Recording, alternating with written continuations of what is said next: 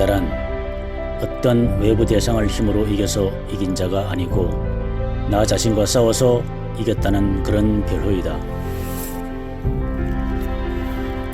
이긴 자가 예정된 하늘의 사람일지라도 인간 몸을 입자 죄인과 마찬가지로 정욕도 일어나고 병으로 앓기도 하는 우리와 하나도 다를 바가 없는 그런 존재였다. 한참 혈기왕성할 때 저절로 솟구치는 정욕을 물리치기 위해 산 위로 숨이 넘어갈 정도로 뛰어 올라감으로써 정욕이 사그라지게 하였다. 사춘기 중학생일 때에는 여자 치맛자락만 보아도 이상한 생각이 머리에 삥 돌아가기에 마음으로 음란한 죄를 짓지 않으려고 책가방을 들고 땅만 쳐다보고 학교에 가다가 전봇대에 머리를 들이받아 한참 동안 제자리에서 고통으로 쩔쩔매기도 하였다. 이러한 이긴 자의 고지식한 성격은 나 자신과 마음의 투쟁에서 승리하는데 크게 기여하였다. 어느 정도의 층에 이르자 마음으로 잘못된 생각이 일어나면 생각이 일어나기 전에 직감적으로 간파하는 영역으로 아랫배에 힘을 주고 호흡을 멈추었다. 그러면 죄의 생김이 소멸되었다. 이긴 자는 죄의 뿌리가 되는 나 자신이 너무나 미운 고로 나 자신이 무엇을 먹고 싶으면 오히려 먹지 않음으로써 나 자신을 짓이겠다.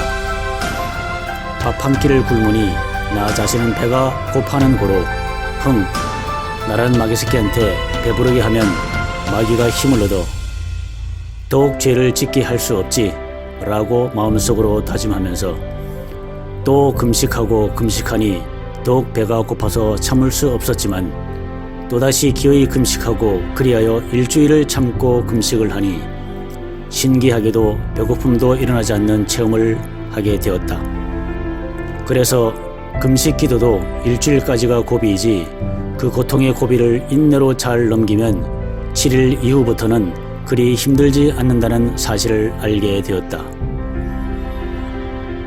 이긴 자의 30대 연당 과정에서 50대 완성자로 승리하는 날까지의 발자취 간증을 제119호 승리신문에 나와 있다.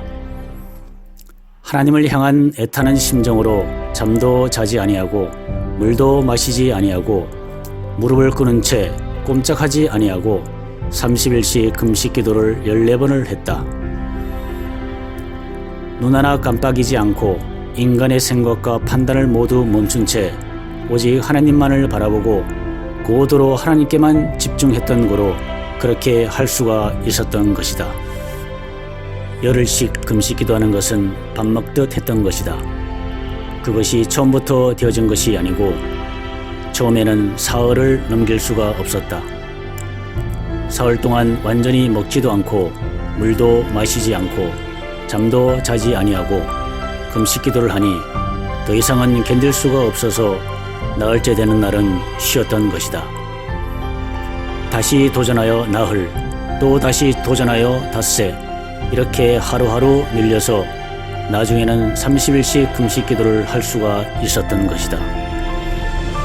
얼음 바닥 위에서 자갈 위에서 30일씩 금식 기도를 하고 맨 마지막에는 유리병을 깨고 그 날카로운 유리날 위에서 정강이를 드러내놓은 채 무릎을 꿇고 기도를 했다. 피가 터쳐나와 낭자하게 흘렀으나 눈 하나 깜빡이지 않고 하나님께 고도로 집중을 했던 것이다. 하나님께 완전히 집중한 상태에 있으니 피가 응고되어 멎었다. 그 상태에서 조금만 움직여도 다시 피가 나는 고로 그야말로 턱걸만치도 움직이지 않아야 살 수 있었다. 이런 기막힌 상황 속에서 1초라도 두려운 생각이나 나를 의식하는 생각이 스쳐가면 그대로 사망으로 끌려가 버리는 무서운 연단이었다. 자갈 위에서 칼날 같은 유리 위에서 30일씩 금식기도 14번 했으나 완성되지 않았고 하나님의 명령으로 밀실을 향했다. 나라고 하는 것이 마귀라는 것을 일찍이 알았던 고로 내가 조종하는 대로 생각을 하지 않으려고 아무리 노력을 해도 되어지지 않았다. 그런 고로 나라는 마귀를 죽이려고 50평생 반대 생활을 했던 것이다. 중노동을 하다가 힘이 들어 쉬고 싶으면 쉬지를 않았고, 먹고 싶으면 먹지 않았고, 졸리면 잠을 안 잤던 것이다. 반대 생활을 하는 것은 보통 강하지 않고서는 할 수가 없다. 본격적인 극기 생활을 한 사람은 우주에서 하나밖에 없는 것이다. 그러나 그렇게 무서운 연단을 받고 뼈를 깎는 기도 생활을 했어도 완성된 것이 아니었다. 그리하여 하나님의 이끄심을 따라 밀실이라는 곳에 들어가게 되었다. 가족도 모르게 행방불명이 되어 밀실로 들어가서는 하나님의 뜻을 이루지 못하면 죽겠다는 심정으로 밀실에서 또 연단을 받았다. 밀실에서의 연단은 단순한 고행이 아니었다. 생각의 자유마저 없었던 것이다. 밀실에서는 과거를 생각하면 뒤돌아보는 음란죄요, 누구에게 관심을 가지면 관심의 음란죄요, 내가 좋아하면 좋아하는 음란죄라고 쳤던 것이다. 그리하여 오로지 하나님만을 바라보고 생각해야지 내가 생각하는 것 전체가 죄가 되니 나의 생각을 돌릴 수가 없었던 것이다.